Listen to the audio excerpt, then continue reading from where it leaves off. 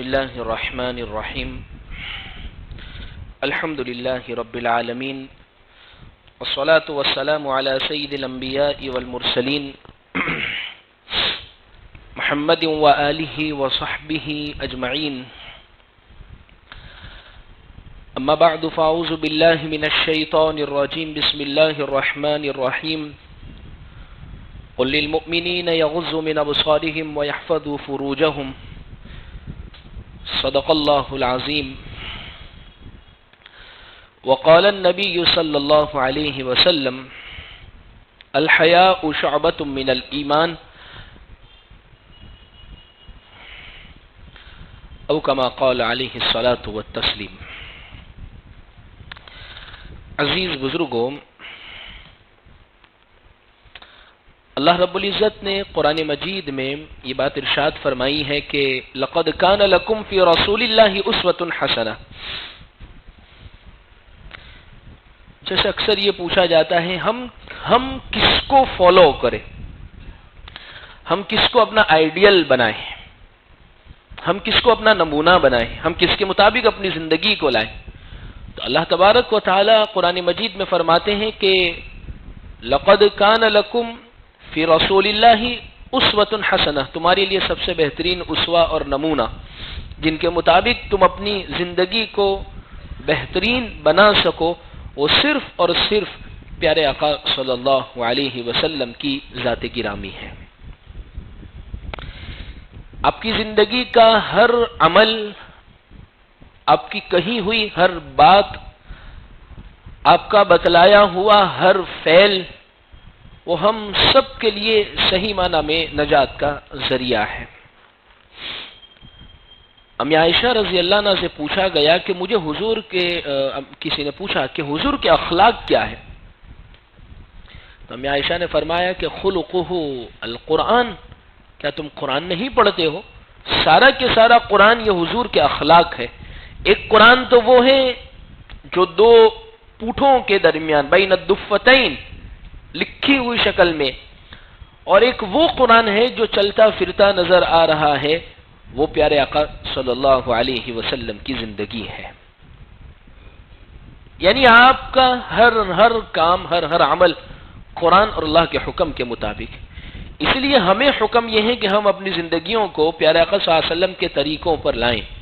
میں نے گزشتہ چند ہفتوں میں حضور کے کچھ اخلاق آپ کے سامنے ذکر کیے، انہی میں سے آج پیارے آقا صلی اللہ علیہ وسلم کا ایک اہم وصف اور خلق اور ایک آپ کی ایک اچھی اور بہترین صفت اس کے تعلق سے ذکر کرنا ہے، اور وہ ہے شرم اور حیا. شرم اور حیا بہت بڑی صفت ہے، بہت بڑی صفت ہے، جس کا اندازہ حضور کی اس حدیث سے ہم لگا سکتے ہیں کہ اللہ کے رسول صلی اللہ علیہ وسلم نے فرمایا الحیاء شعبۃ من الایمان. حیا جو ہے، حیا، شرم، یہ ایمان کا بہت بڑا حصہ ہے.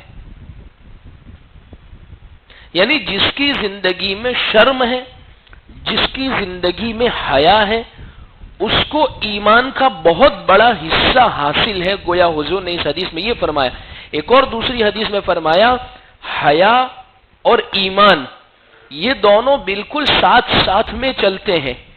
جس شخص کے اندر ایک چیز کی کمی ہوئی، اس کے اندر دوسری چیز کی بھی کمی پائی جائے گی.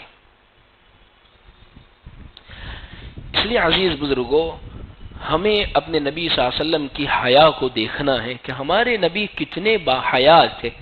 پیارے آقا صلی اللہ علیہ وسلم کی اندر شرم اور حیا کتنی زبردست تھی. بخاری کی روایت ہے، حدیث پاک میں موجود ہے، کسی نے پوچھا کہ اللہ کے نبی صلی اللہ علیہ وسلم کتنے باحیا تھے، کتنی شرم تھی؟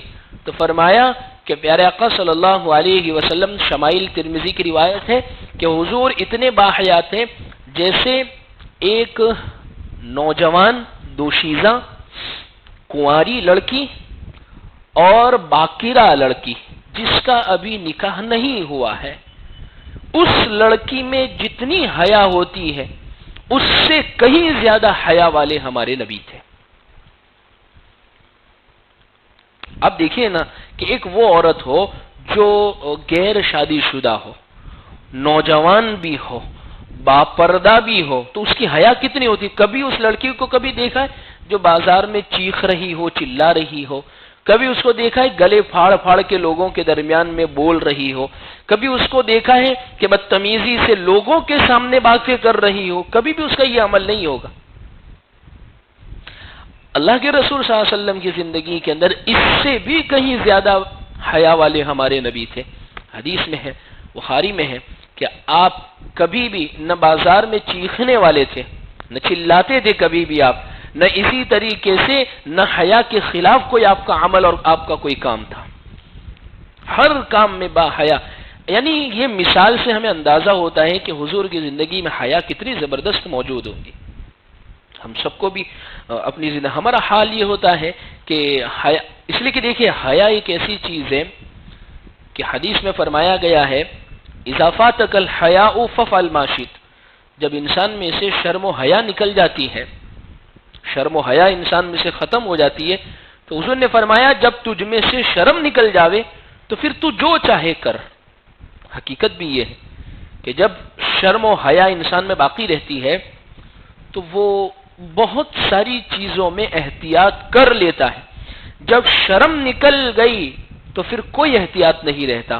جیسے اس کی مثال، ایک شخص، ایک حدیث کے اندر ایک واقعہ ملتا ہے، ایک شخص کا کسی سے کوئی قرضہ لینے کا باقی تھا، لینے کا۔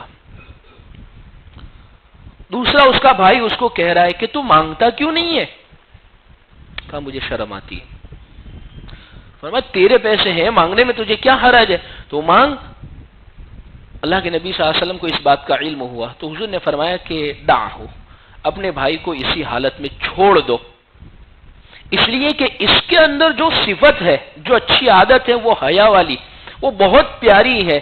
آج اگر اس کی یہ حیا کھل جائے گی اور یہ زبان کو اس کے خلاف چلا دے گا تو ہو سکتا ہے کہ یہ اس کی حیا ختم ہو جاوے، کل اس کے گریبان تک ہاتھ پہنچ جاوے، کل اس کی عزت و ناموس تک اس کے ہاتھ پہنچ جاوے۔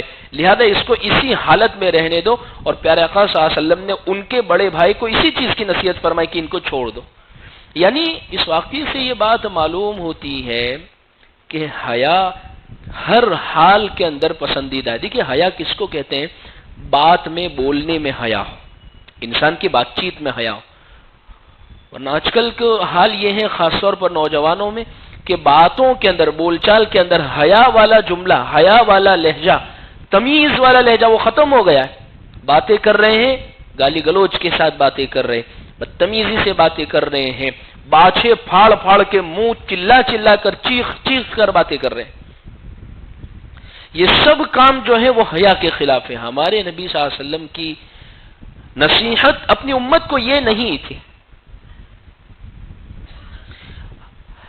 اس لیے ایک تو یہ بات ہوئی، دوسری چیز ہوتی ہے حیا والا، حیا کے خلاف، شرم و حیا کے خلاف عمل کرنا۔ ایک تو شرم و حیا کے خلاف زبان کھولنا بدتمیزی سے، گالی گلوچ سے، ایک ہوتا ہے شرم و حیا کے خلاف والا عمل کرنا، یعنی ننگا پن زندگی میں آوے، برہنہ والی زندگی ہو، لباس کم سے کم ہوتے چلے جاوے، پردے کا کوئی ٹھکانہ نہ ہو، مردوں کی پینٹ نیچے اور ٹی شرٹ اوپر ہوتی چلی جاوے، عورتوں کے بال کھلے ہوتے چلے جاوے، بچیاں جو بالغ کی حدود تک پہنچ چکی ہے ان کے لباس بالکل ایسے جو مغربی کلچر، اور ایسے لباس جو بالکل برہنہ پن اور ننگا پن جس سے ظاہر ہو رہا ہو، ان تمام چیزوں کو ان کے ساتھ کیا جاوے، یہ سب بھی بے حیائی ہے۔ اصل میں ہوتا یہ ہے کہ انسان لیٹسٹ کلچر سے اور جدید تہذیب سے بہت زیادہ متاثر ہوتا ہے، تاثر بہت زیادہ لیتا ہے کہ بھئی ابھی کلچر یہ ہے تو ابھی یہ اسی طریقے سے پہنانا بھی ایسا ہے بچوں کو، گھمانا بھی ایسا ہے بچوں کو، اور اگر اس نے زیادہ لباس پہن لیا تو بعض مرتبہ ماں باپ کو کوفت تو ہونے لگتی ہے، وہ پریشان ہو جاتے ہیں کہ یہ کیسا لباس، یہ تو حالات کے مناسب نہیں ہے، یہ تو لباس، یہ کیا پرانی سوچ ہے۔ لیکن یاد رکھیں کہ یہ سب کے سب چیزیں حیا کے خلاف ہیں۔ تو میں تو یہ ذکر کر رہا ہوں کہ ہمارے نبی میں کتنی حیا تھی۔ ایک اور حدیث کے اندر روایت موجود ہے، امی عائشہ رضی اللہ عنہا فرماتی ہے میرے نبی اتنے حیا والے تھے، اتنے حیا والے تھے کہ کبھی بھی ہمارے جو آپس کے تعلقات ہوتے ان تعلقات کے درمیان میں بھی کبھی ہم نے ایک دوسرے کی شرمگاہ کی طرف نظر نہیں فرمائی۔ مرد اور عورت جو ہوتے ہیں ان کی پرائیویٹ جو میٹنگ ہوتی ہے، ان کے جو مرد عورت والے تعلقات ہوتے ہیں، ایسے تعلقات کے وقت بھی ایک دوسرے کی شرمگاہ کی طرف نظر نہیں فرمائی۔ اتنے با حیا ہمارے نبی تھے۔ حضرت عثمان غنی رضی اللہ عنہ کی حیا تو مثال دی جاتی ہے، اتنے با حیا تھے حضرت عثمان غنی رضی اللہ عنہ، اس لیے تو ہم نے خطبے میں پڑھتے ہیں وَأَصْدَقُهُمْ حَيَاءً عثمان رضی اللہ عنہ، سب سے زیادہ حیا کے اندر بڑے ہوئے حضرت عثمان غنی رضی اللہ عنہ اتنے با حیا تھے، اتنے با حیا تھے کہ جب اللہ کے نبی صلی اللہ علیہ وسلم ایک مرتبہ لیٹے ہوئے تھے چادر اوڑھ کر اور پنڈلیوں سے تھوڑا سا کپڑا ہٹا ہوا تھا، حضرت ابوبکر صدیق تشریف لائے، فرمایا آنے دو، حضرت عمر فرمایا آنے دو، حضرت عثمان نے جب اجازت چاہی تو فرمایا روک دو، اپنا کپڑا ٹھیک کر دیا اور فرمایا کہ یہ تو وہ شخص ہے، یہ وہ ہستی ہے جن سے تو فرشتے بھی حیا محسوس کرتے ہیں، فرشتے بھی شرماتے ہیں ان سے، کہ یہ بہت با حیا، اس لیے کہ حضرت عثمان غنی رضی اللہ عنہ کے متعلق لکھا ہے کتابوں کے اندر، جب سے اللہ کے نبی صلی اللہ علیہ وسلم کے چہرے کا دیدار اپنی سگی آنکھ سے کیا، اس کے بعد سے کبھی بھی پوری زندگی انہوں نے اپنی شرمگاہ کی طرف نظر اٹھا کے نہیں دیکھا ہے، کبھی بھی نہیں دیکھا۔ آپ اندازہ تو لگائیے، یعنی انہوں نے آنکھ کا وضو بھی کبھی نہیں توڑا، پوری زندگی بھر آنکھ کا وضو نہیں توڑا ہے۔ اس لیے عزیز بزرگوں، یہ دوسری بات جو امی عائشہ رضی اللہ عنہا فرماتی ہی کہ اتنے زیادہ باحیا تھے ہمارے نبی۔ ایک مرتبہ خانہ کعبہ کی تعمیر ہو رہی تھی، دیکھیے جو باحیا جو شخص ہوتا ہے وہ غیرت کے مارے مر جاتا ہے۔ اللہ کے نبی صلی اللہ علیہ وسلم اس تعمیر کے اندر شریک تھے، چھوٹے بچے تھے ابھی تو، اینٹیں اٹھا کر لا رہے ہیں، سر پر رکھ کر لا رہے ہیں، تو ان کے چچا نے کہا کہ بچہ ہے، چھوٹا لڑکا ہے، کام کر رہا ہے، اس کے سر کے اوپر چھالے یا نشان نہ پڑ جاوے، تو جو آپ نے تہبند باندھ رکھا تھا نیچے کپڑا، تو وہ ان کے چچا نے کھینچ دیا، کہا کہ اس کو سر پر رکھ دو اور اس کے اوپر اینٹیں اٹھا کر لاؤ، بس یہ کھینچنا تھا اور اللہ کے نبی صلی اللہ علیہ وسلم بے ہوش ہو کر وہیں پر گر پڑے، شرم کی وجہ سے۔ بچے تھے، ابھی تو چھوٹے تھے، بچپنا تھا، اس کے باوجود حیادار ہمارے نبی اتنے زبردست تھے کہ شرم کی وجہ سے، حیا کی وجہ سے پیارے آقا صلی اللہ علیہ وسلم بے ہوش ہو گئے، اور آسمان سے آواز آئی یا محمد عورتک، اے محمد صلی اللہ علیہ وسلم آپ کا ستر، اے محمد صلی اللہ علیہ وسلم آپ کا ستر۔ بچے تھے، ابھی تو چھوٹے تھے۔ معلوم ہوتی یہ بات کہ بچپنے ہی سے اگر حیا والی عادتیں اگر بچوں کے اندر ڈالیں گے تو وہ بڑے ہو کر باحیا بنیں گے۔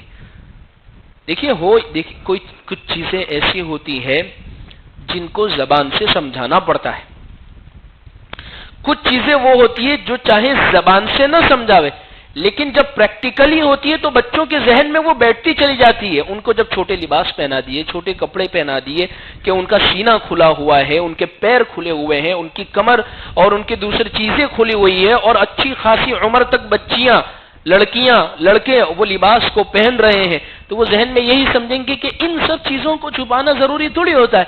پھر ہوتا یہ ہے کہ بڑی بڑی عمریں ہو جاتی ہے اور گھر میں آدھے لباس چڈے پہن کر گھوم رہے ہوتے ہیں، اچھے خاصے بڑے ہو چکے ہوتے ہیں، نوجوان ہو چکے ہوتے، اس کے باوجود گھروں میں محرم عورتوں کے سامنے، بھابھیوں کے سامنے، بہنوں کے سامنے، دوسری اور عورتوں کے سامنے ایسے لباس جو بالکل برہنہ لباس ہے، جو بالکل آدھے چڈے ہیں، یعنی گھٹنے سے بھی اوپر اٹھے ہوئے، اور وہ پہن کر گھوم رہے، اور اس کو کلچر سمجھا جاتا ہے، یہ سمجھا جاتا ہے بہت اچھا ہم نے کام کر دیا ہے۔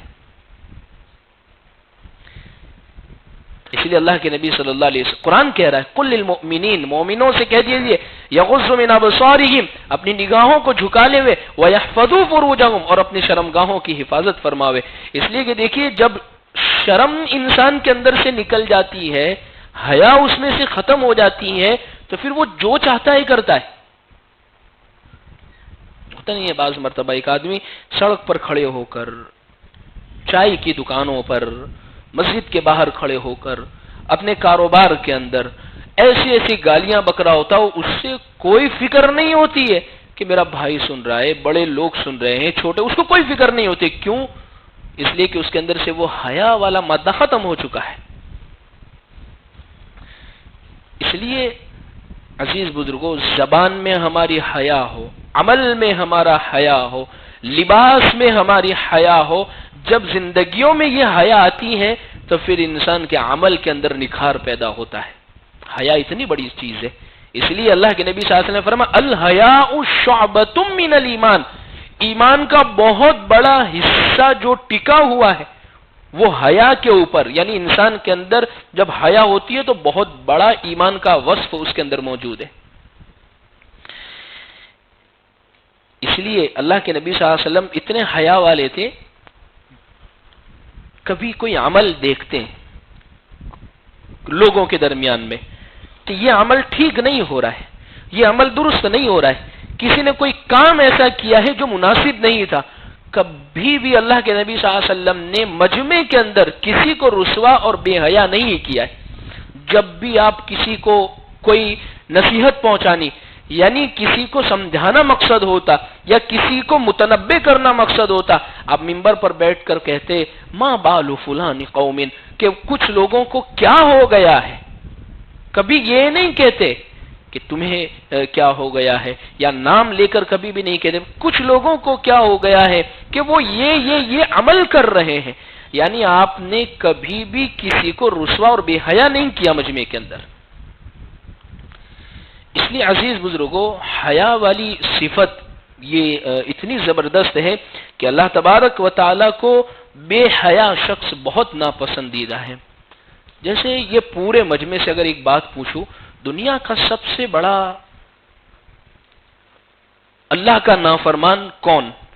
ایک شخص کا نام ہم سب ذہن میں لاوے کہ کس کو ہم کہہ سکتے ہیں کہ یہ سب سے بڑا نافرمان، تو میں سمجھتا ہوں کہ شاید ہم سب کہیں گے فرعون. یہی ہوگا. کیوں؟ اس کی سب سے بڑی غلطی انا ربکم الاعلی. بہت ہوئے نافرمان، تو کسی نے یہ دعویٰ نہیں کیا کہ میں رب ہوں تمہارا، میں پروردگار ہوں. اس نے کیا ہے دعویٰ انا ربکم الاعلی.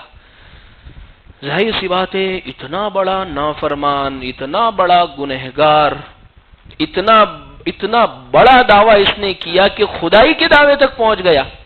تو ہونا تو یہ چاہیے کہ اس پر ایسا عذاب آتا کہ دنیا یاد رکھتی. خیر آیا اس پر عذاب، لیکن کیا عذاب آیا؟ پانی کا عذاب آیا کہ اس میں وہ ڈوبا اور اسی میں اس کی موت ہو گئی. اس پر یہ عذاب آیا. اللہ نے اس کو نشان عبرت بنایا کہ اب تک اس کو زندہ رکھا ہے. فَالْيَوْمَ نُنَجِّيكَ بِبَدَنِكَ لِتَكُونَ لِمَنْ خَلْفَكَ آیا. اللہ فرماتے تیرے جسم کو ہم صحیح سالم رکھیں گے، بعد والے لوگوں کے لیے تو نشان عبرت بنا رہے گا. یہ فرعون کے ساتھ تو یہ ہوا معاملہ. ایک قوم گزری ہے جس کو کہتے ہیں قوم لوط. جب اس کے اوپر اللہ نے عذاب کا وعدہ فرما لیا، حضرت لوط علیہ السلام سے فرما دیا کہ رات کا جب وقت ہو تو آپ اپنے ماننے والوں کو لے کر چلے جائیے، صبح کے قریب ان کے اوپر عذاب آنے والا ہے. اور اللہ نے اس قوم کے اوپر 5 عذاب مسلط کیے ہیں. ایک عذاب پر بس نہیں فرمایا، 5 عذاب اللہ نے نازل کیے. زلزلہ ان کے اوپر آیا، پتھروں کی بارش ان کے اوپر ہوئی، چہرے ان کے سیاہ کر دیے، زمین کو اللہ نے ان کی الٹ پلٹ کر دیا ہے، اور ان کے اوپر لعنت اللہ نے زبردست برسائی ہے. اس قوم پر اللہ نے 5 عذاب، یعنی اللہ نے یہ پیغام دیا جب قومیں با حیا نہیں رہتی ہے، حیا کی حدود کو پار کر دیتی ہے، وہ بے حیائیوں میں داخل ہو جاتی ہے، تو پھر اللہ کا عذاب بھی اتنا زیادہ سخت ہو جائے کہ اللہ ایک نہیں 5 عذاب میں ان کو گرفتار کر لیتے ہیں. اس لیے عزیز ہر قسم کی بے حیائی سے ہم اپنے آپ کو بچائیں. ہر قسم کی بے حیائی سے. بہت ساری قسم کی جو بے حیائی ہے لباس کے تعلق سے، مرد اور عورتوں کے فری ہونے کے تعلق سے، اس کے علاوہ منگیتر کے ایک دوسرے سے فری ہونے کے تعلق سے، اس کے علاوہ پردے کے ختم ہو جانے کے تعلق سے، یہ سب وہ چیزیں ہیں۔ دیکھیے شریعت اسلام اتنا پاکیزہ دین اللہ نے دیا ہے، اتنا فطری دین ہمیں دیا ہے، اتنا نیچرل دین ہمیں دیا ہے کہ حقیقت میں ساری کچھ کمیاں نکال لی جاوے، عیب نکال لیا جاوے، نقص نکال لیا جاوے، سب کچھ کر لیے، لیکن ہوتا یہ ہے کہ آخر میں آنا اسی پر پڑتا ہے۔ جیسے میں اس کی ایک مثال دوں، آج سے چند مہینوں قبل کسی لڑکی کے ساتھ زیادتی ہوتی ہے، اس کے ساتھ ریپ ہوتا ہے، بلاತ್ಕಾರ کا معاملہ ہوتا ہے، سب لوگ اپنی الگ الگ رائیں پیش کرتے ہیں، سب طرح کی، لیکن ان رائوں کا خلاصہ اور لب لباب کیا ہوتا ہے؟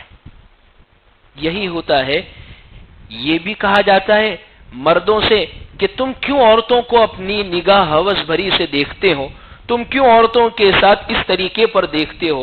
ساتھ میں عورتوں کو بھی نصیحت کی جا رہی ہے کہ ایسے لباس پہن کر، ایسے کپڑے پہن کر جس میں شہوت کا غلبہ ہو، تم ایسے گھومنے اور پھرنے سے کیوں باز نہیں آتی ہو؟ یعنی خلاصہ یہی نکل رہا ہے کہ قرآن نے جو حکم دیا، قل للمؤمنین یغضوا من ابصارہم ویحفظوا فروجہم، اللہ فرماتے ہیں محمد صلی اللہ علیہ وسلم آپ مردوں سے کہہ دیجئے یہ اپنی نگاہوں کو جھکا لے وے، اپنی شرمگاہ کی حفاظت فرما لے وے۔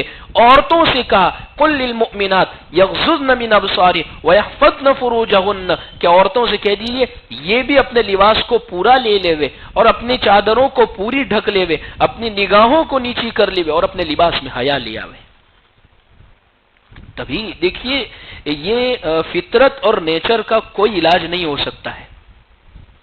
میں نے اس سے پہلے بھی مثالیں ذکر کی تھی کہ دیکھیے دنیا کے اندر بہت ساری جگہوں پر بہت سارے قانون بنے ہیں اور اسی کو کاپی ہندوستان میں بھی کیا گیا ہے کہ ہومو سیکسولیٹی یا اسی طریقے سے مرد کا مرد کے ساتھ، عورت کا عورت کے ساتھ، یا یوں کہہ سکتے ہیں ہندوستان نے ایسا قانون بنایا دو قسم کے اگر گناہ کریں گے تو آپ پر سزا، اس کے علاوہ آپ کچھ بھی کریں آپ پر کوئی سزا نہیں۔ نمبر ایک، کسی بچی کے ساتھ آپ نے زیادتی کی تو سزا ہوگی، کسی کے ساتھ زبردستی کی، زنا کیا یعنی زبردستی ریپ کیا تو سزا، اس کے علاوہ گناہ کی جو شکل بن سکتی ہے اگر آپ نے کیا تو کوئی گناہ نہیں ہوگا۔ ہندوستان کی کورٹ نے ایسا حکم سنایا تھا 2 سال پہلے، یہ تمام چیزیں آپ کے سامنے بھی آ چکی ہیں۔ اب دیکھیے کہ یہ چیزیں دوسری کنٹریز وغیرہ میں لیگل ہے، پہلے سے چلی آ رہی ہے۔ یہ قانون بنانے کی وجہ سے کیا جرائم، جرم وہاں ختم ہوئے؟ سویڈن اس ملک کو اٹھا کر دیکھیے، یا اس کے علاوہ بھی اور بہت سارے ایسے ملکوں کو، یعنی فطرت سے ہٹ کر، نیچر سے ہٹ کر، خدائی قانون سے ہٹ کر جب قانون بنایا گیا ہے تو ہوا یہ معاملہ کہ قانون اس لیے بنایا گیا تاکہ لوگ گناہ سے بچے، زیادتیوں سے بچے، دوسری چیزوں سے بچے، لیکن اس کا اثر یہ ہوا کہ گناہ اور کرائم کا ریٹ اس معیار میں، اس گناہ کے اندر وہ بڑھتا ہی چلا گیا۔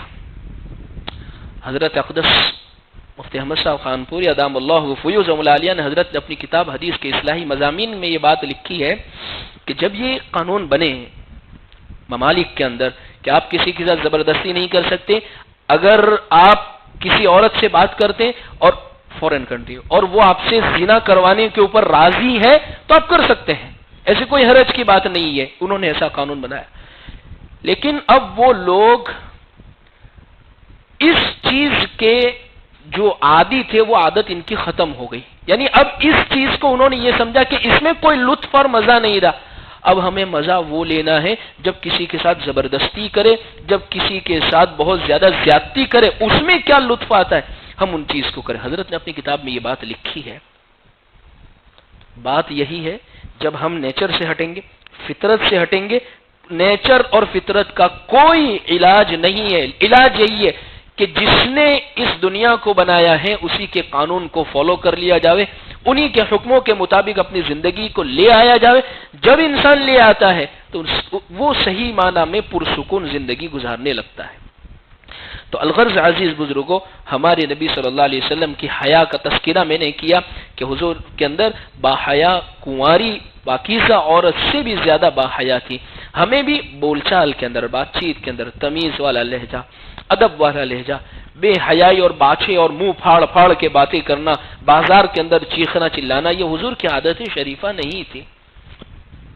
اسی طریقے سے میاں بیوی کے تعلقات میں بھی بالکل جانوروں کی طرح معاملہ کرنا، اس چیز سے بھی حدیث میں بھی منع فرمایا، اور یہ چیز حیا اور فطرت کے بھی خلاف ہے.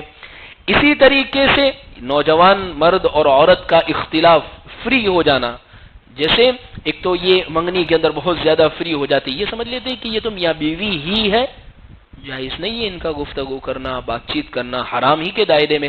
اسی طریقے سے بعض مرتبہ فری ایسے بھی ہو جاتے ہیں کہ میں نے اس کو بہن بنا لیا، میں نے اس کو بھائی بنا لیا ہے، بنا لیا، بس ایسے ہی بنا لیا ہے. اللہ نے جو دی ہے، جو بنائی ہے، وہ سنبھلتے نہیں ہیں، ان کے حقوق پورے نہیں ہوتے، اور نویں بہنیں اور نویں بھائی بنا لیے. منع ہے، غیر محرم ہے، حرام ہے، بالکل ناجائز ہے. اور ایسے ہی بھائی بہنوں میں اللہ معاف فرماوے، اللہ معاف فرماوے، پھر گناہ بہت زیادہ پیدا ہوتے ہیں، کیونکہ یہ فطرت اور نیچر سے ہٹ کے بات ہے. اسی طریقے سے گھروں کے اندر بہت سارے ایسے، جیسے میں نے ابھی ذکر کیا کہ لباس کے اندر تنگی نہ ہو، لباس کے اندر ایسی چیزیں نہ ہو کہ جس کی وجہ سے شہوت کے بھڑکنے کا خطرہ ہو. اللہ کے نبی صلی اللہ علیہ وسلم نے منع فرمایا. خاص طور پر نوجوانوں کا لباس، ٹی شرٹ اتنی چھوٹی ہوتی چلی جا رہی ہے، پینٹ اتنی نیچے اترتی چلی جا رہی ہے کہ سجدوں کے اندر جاتے ہیں تو پیچھے سے پورا جسم نظر آتا ہے. ہمیں تو کتنا باحیا اور پاکیزہ لباس دیا ہے. اس لیے فرمایا کہ سنت لباس کون سا لباس سنت ہے؟ فرمایا کہ جس زمانے کے نیک، صلحاء اور اچھے لوگ، نیک لوگ جس لباس کو پہنتے ہیں، اس زمانے کا وہ لباس یوں سمجھا جائے گا یہ بہتر لباس ہے، یہ سنت لباس ہے، اور یہ پسندیدہ لباس ہے. اس لیے دیکھیے نا کہ یہ جو لباس ہے اس میں کتنا باپردگی ہے، اور کتنا اچھا لگتا ہے کہ شطر وغیرہ کے کھلنے کا اندیشہ نہیں ہوتا ہے. الغرض عزیز بزرگوں، اللہ سے دعا ہے اللہ ہمیں صحیح معنی میں ایک صالح معاشرہ، باحیا معاشرہ، اور ایک ایسی زندگی نصیب فرماوے جو اللہ نے قرآن میں بیان فرمائی ہے کہ ایک مومن جو ہوتا ہے وہ باحیا ہوتا ہے. اللہ سے دعا ہے اللہ عمل کی توفیق عطا فرمائے. وآخر دعوانا ان الحمدللہ رب العالمین.